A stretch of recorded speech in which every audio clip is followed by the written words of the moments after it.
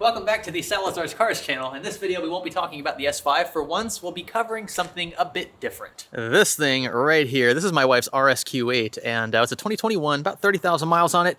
I haven't changed the oil since we bought it, and she's already put 5,000 miles on it, so who knows how long it's been since its last oil change. So on a normal car like this S5, an oil change should take anywhere between, say, 15 and 30 minutes tops if you know what you're doing. But for some reason, Audi decided to make the access to the oil filter a bit difficult. We have to remove a few things in order to get to it. That's really what takes the most time. We also have to remove a few under trays to get to the drain plug. It's about to rain, so I'm gonna move this car out and move my wife's car in. Here we go.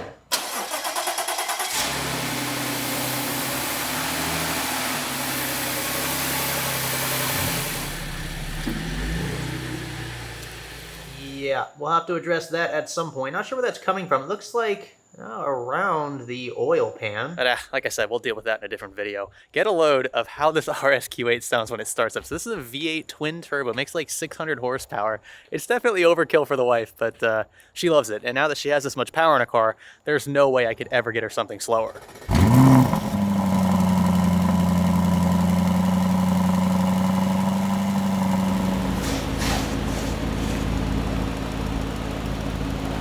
That taillight animation. It's just so cool. She also has a habit of keeping her radiator fans on a lot longer than the car stays on, which is actually a good thing. It's just kind of annoying when I'm filming. So this here, I can find the hood latch. There it is. Yeah. This is where all the magic happens. This stupid thing is still on, whatever, I'm gonna keep going. So yeah, a little underwhelming here. Greg, where's the V8? Well, it's of course under all of this plastic, and the intake filters, like the air filters for this car, are in this upper portion of the plastic housing. So we have to remove this. We have to remove a bunch of this trim here in the front. Underneath this is where the oil filter is. So you can see why this takes longer than normal. Combine that with all the goodies underneath, and yeah, you're looking at a minimum maybe 2-hour job. I mean, if you're really good, you could probably get it done in an hour. Finally, the fans turn off. That was like more than 5 minutes. It's warmed up enough that I think a majority of the oil will escape. I don't like doing the suction method because I don't know, I've just never been a huge fan. I know why people do it, and I know some of you are probably gonna scream at me for not doing it with a car like this. But I like seeing the oil fall out of the bottom. So I've got one of these headlamps here that can help me see underneath. It's pretty dark outside. I like to use this mat. It just makes laying on the ground a little more comfortable because very clearly I do not have a lift in this garage. Maybe one of these days. Let's start first with what kind of tools I'm gonna need. I believe it's mostly Torx. I know you guys basically can't see jack under here. Just take my word for it. Mostly Torx, like that one right there that you also can't see. Why am I even bothering? You know what's pretty cool is that most of these screws are very familiar. They look just like the ones on the S5. Also, yes, I know that if this car was on at least ramps or jack stands, it would be easier, but this has air suspension, and that always makes things a little interesting. I'd rather just deal with the low height. At least I can get under it without having to raise it. Because again, the only thing we need to do under here is remove that drain plug and then reinstall it. You know what? I think this one's gonna come in more handy because we have minimal clearance. Oh yeah, that is way easier. And those three are, of course, a larger Torx size. So, out she comes. We'll do a quick visual inspection here. Don't see any oil just like sitting in puddles, so that's a good sign. It is a bit dirty though. Also, ew, what the heck is that? Aha, there she is right there. And there she goes, draining away. I'm also very aware these are not Oscar-winning shots or anything. Just bear with me. While that's happening in the background, we can get to removing some of these plastic panels to access the oil filter. Once we pop that off, then the remainder of the oil that wants to come out of the engine should through the bottom. They're like little air ducts. I know a lot of people hate these little push lock things, but they're actually pretty easy to work around if the car isn't super old.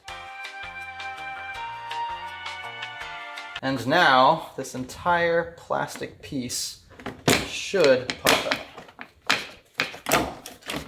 Welcome to 2025, or even expensive cars have a load of plastic. Now this makes things much easier. We can see the radiator bracket. We also have unfettered access to these clamps now. Just get these loose enough to where they're upper portions. We'll just slide right out.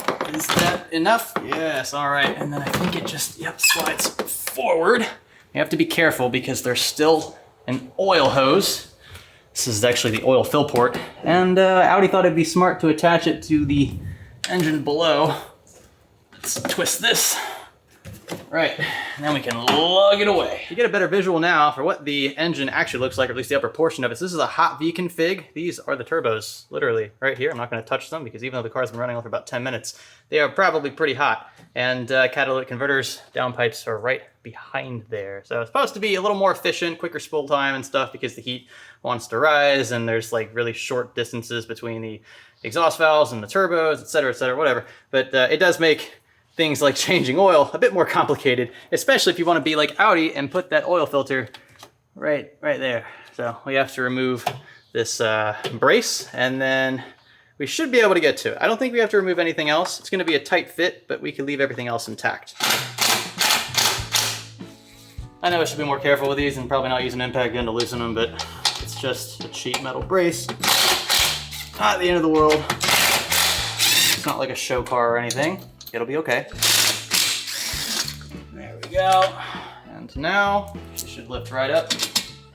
Oh, of course, Audi puts, what is it, like a couple sensors? They just clip to the ends of this? Like, what the heck? Like, who thought that was a good idea?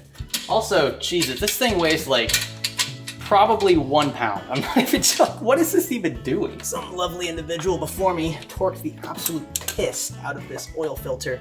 I'm using a wrench because I'm a degenerate, but it is taking a lot more than the advertised 25 Newton meters to get this thing to break loose. I can almost loosen it by hand now. Be careful too, because there's fuel lines right next to this thing. Here she comes. There's like no way I can get a towel or anything down here to catch any oil spill. It's just like, it's just way too cramped. So I'm just gonna pull it all straight out. Flip it over. There we go. And yeah, this thing definitely needed its oil changed. I have no idea when the last time this thing was serviced, which is not good because these engines are obviously not cheap. It's the same one that you'll find in the Lamborghini Urus. And as mentioned, filter removal has kicked off another round of drainage from below. This box here is from Blau Parts. Blau means blue in German, I believe. And they ship entire oil kits. Oh my gosh. For cars like these. Is not going as planned. Whatever, I'm gonna roll with it. So I think it comes with a new filter, possibly a new drain plug, crush washer, and all the oil you need to supposedly refill this engine. I'm not sure how much oil, but well, that's why I let them take care of it. It's nice to have it all in one big package. I was looking for the crush washer. This is a filter box, but there it is, taped to the back. And for this job, we'll be using Ural Fluence 5W40, fully synthetic, of course. This is perfect for hot Florida weather. And I think our old crush washer is still stuck to the bottom of the oil pan. Don't want to forget that. Yep, that's exactly where it is. Trying to get it off. There we go. Get this situated. Also, holy crap, this entire pan is filled with oil. That's a lot more than I was expecting. I'll be sure to triple check this with my torque wrench. Got a new filter going in, should click like that. We've also got the replacement O-ring installed, which we'll be sure to lube up with fresh oil as well. Now it goes back in. Try filling it with a tiny bit of oil if possible, although this is like facing downward, so that's a bit difficult. Now the worksheet requires 10 quarts, so it's like 9.5 liters of oil be added after a change. The issue is, especially with the drain plug method, you never get all the oil out. So what I like to do is add about half a quart or so less than recommended, turn the car on, run it, see where I'm at, and then add more if needed. The problem with these engines is that they don't have dipsticks, so you can't just manually check, you gotta run the damn thing, which makes no sense, mind you, because if you're running it with like low oil, that defeats that. You don't want to do that. So like, why should I have to run the car to figure out if I have enough oil in my engine? Because if I don't, then it's too late, right? So yeah, we'll add roughly 9 liters to start and see where we end up. I know this thing was just begging for fresh oil. It's a bit overdue, if you ask me, and that's totally my fault. I should have had it serviced the moment I bought it with around 29,000 miles. Now it has about 34,000. Just to give you an idea of how much we've had to remove to get to this point. So all of these screws here, a lot more down there. We've got this under tray. We've got the intake assembly, these little air dam things, and this other plastic cover. So yeah, it's not like a straightforward Mazda 6 oil change or anything. I used to own a Mazda 6, by the way, like a 2005, pretty sweet car.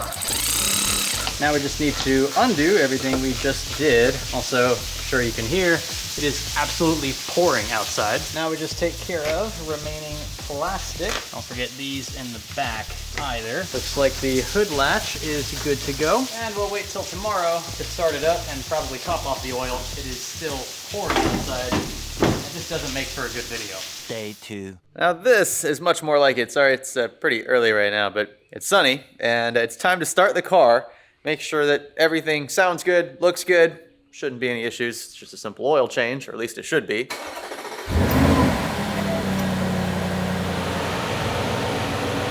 So far she looks good, sounds good. Now we just gotta take it for a quick drive to make sure our oil level is topped off. I'll just grab this and bring it with me. I know it's annoying bringing oil with you while you're driving, but I prefer to do this while I'm on the road, just so that I don't have to come back and fill it up later. I believe while we're driving, to check the oil level, it's probably gonna be the vehicle, oh boy, service and settings. I think should be like an oil. Yeah, here we go, oil level. So the engine's got to be warm. We actually have to drive it. So the engine has to be warm and turned off. This is actually identical to the S5. So at least there's some continuity between the models. We'll have to wait for this oil temps at the bottom to increase quite a bit from where they are. And we'll also try to find a way to reset the oil service light, which is annoying my wife. We'll just let that run for a bit. We'll come back in a few. Because in the meantime, we've got a bunch of oil to clean up and just a few other things, some tools and stuff laying around. I was gonna use this to drain the oil because I've got some oil already in here, but it was too tall to fit under the car without jack stands or anything. So gonna have to probably pour all of that into here, which will make another mess, and then clean this up, and then we'll drop it off at like the local AutoZone or something. They usually take oil for free, which is nice, keeps the recycling thing going. You definitely don't wanna like bury this in your backyard or anything. Don't pour it anywhere outside. It's not good for the environment. Just let them recycle it, let them do their thing. Let's also do a bit of a car shuffle, shall we?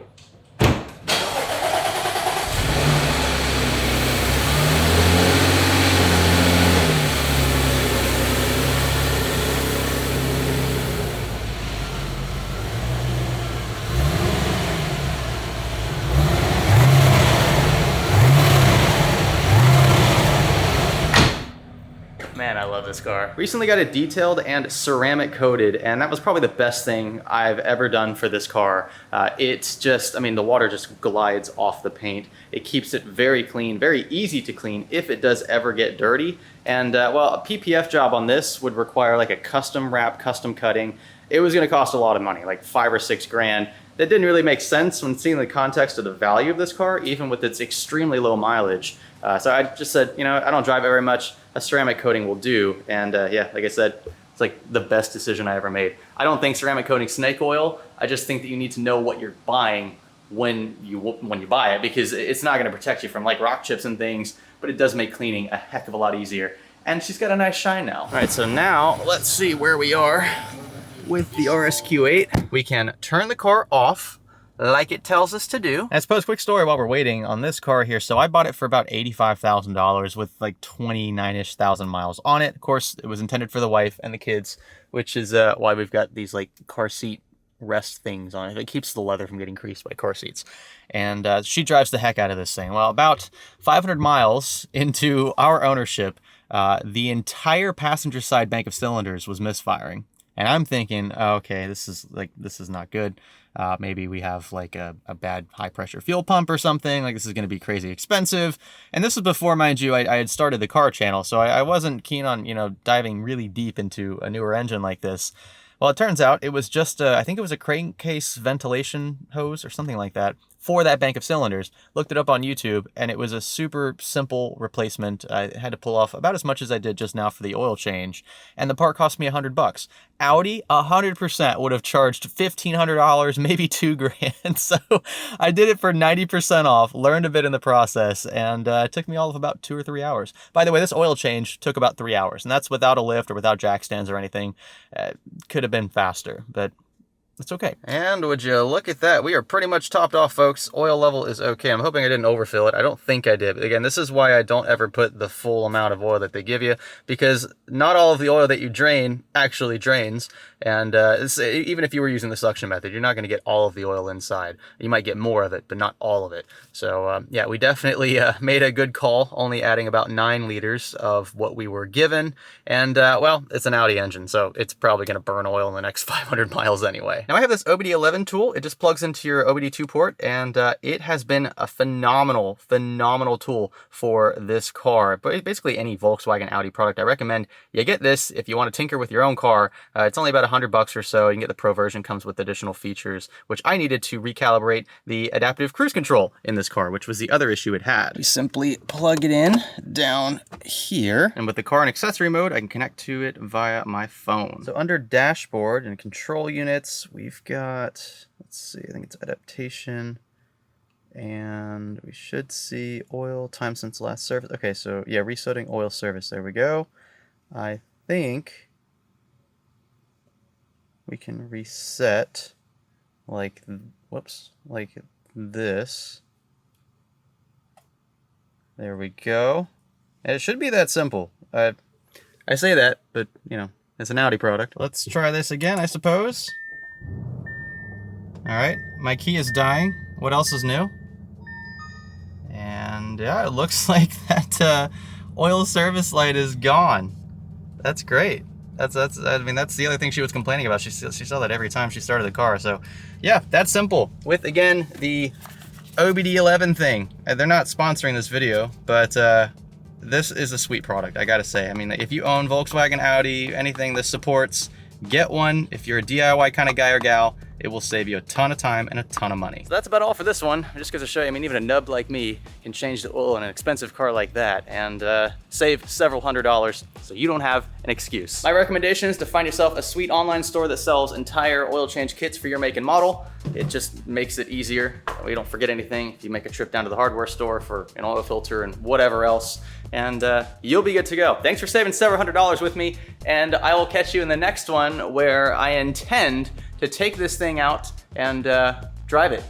Not on like a legal road or anything, but we're gonna drive it kind of around the house here and hopefully have all the body panels fitted at the same time because we've got a hood. Until then, thanks for watching and thanks for building with me.